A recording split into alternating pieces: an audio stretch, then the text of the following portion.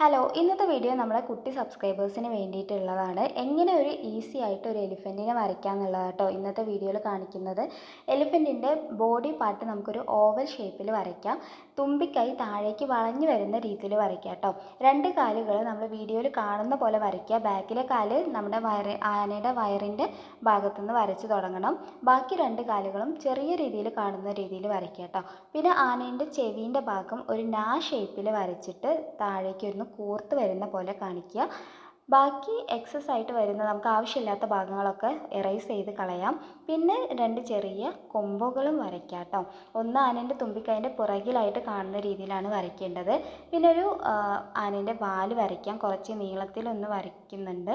പിന്നെ ഒരു ചെറിയ കണ്ണും പിന്നെ നമ്മുടെ ആനേൻ്റെ തുമ്പിക്കൈൻ്റെ ഭാഗത്ത് കുറച്ച് ലൈൻസും കൂടി വരയ്ക്കുന്നുണ്ട്.